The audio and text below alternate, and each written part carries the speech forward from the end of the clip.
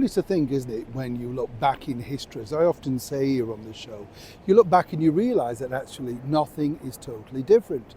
Over here in the United Kingdom, for many years, we used to have a show called Crime Watch, and that was really invented for its time because it really focused on criminals on a live television programme, hosted by the late and brilliant Jill Dando, amongst other people. And it was one of those shows that really had you gripped because it told you exactly what was going on in the world of criminality.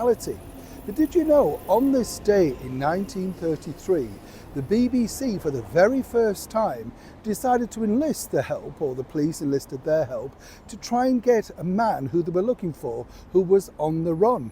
That's right, Stanley Hobday.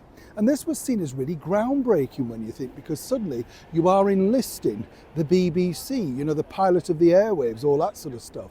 And really they were frightened to do this because they were unsure as if the British public would be then absolutely terrified. You've got to remember this had never really been done before.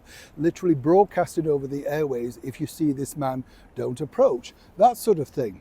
Now, just look at how far we've moved on when you think with the BBC and the British Broadcasting Corporation, because it's emerged over the last few days that all thanks to this debacle, featuring, of course, the disgraced journalist Martin Bashir, well, things have taken a turn truly for the worst.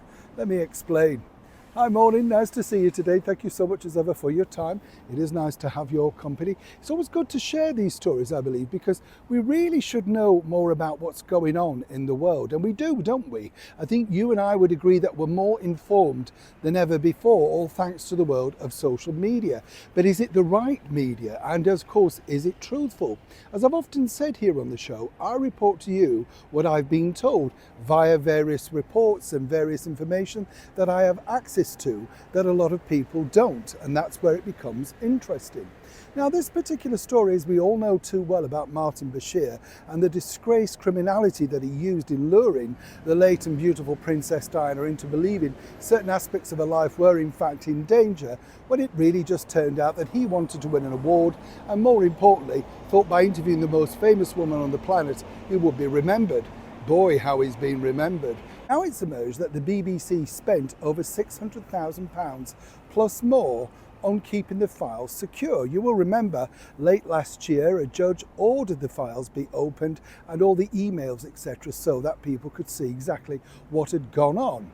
This was really spearheaded by Diana's brother Charles Spencer, a very nice man who only wants to get to the truth. As you can imagine, he was also implicated in this by being fed all of these stories from his late sister. But now it emerges that they literally spent thousands and thousands of pounds of your money. Yet still, it remains that Martin Bashir is unable to answer any questions, all down to the fact of his mental health. You see how this plays out now. Moving forward, the BBC, of course, have just found out that up to 1 million people are now refusing to pay their TV licence. That's a lot of money, right? But of course, when you're throwing money away like this, and literally thousands of pounds more on duff interviews that never took place, taxes that of course they decided they didn't need anymore, wasteful expenditure, all headed by this current man, the Director General, Tim Davie. But everybody, including Charles Spencer, well, he really wants to know exactly what did the BBC know and what did they cover up. Right now, even at that great vast expense, what I can tell you is the BBC are still sitting on a minefield of information that only they could have known, but for some explicable reason, they've decided that they're still remaining silent. Now, I'd love to know as ever what you think to this particular story, because it angers naturally so many people over here, and one would naturally assume both Princes Harry and, of course, His Royal Highness the Prince of Wales, Prince William. Now, somebody somewhere along the line, he's still around even after all of these years later, but somebody over at the BBC is refusing to tell exactly what they know. Now, don't you think you've spent enough of British taxpayers' money hiding the truth? As ever, do let me know what you think to this particular story in the comments below, and if you can, like and share. Neil Sean in the very heart of London.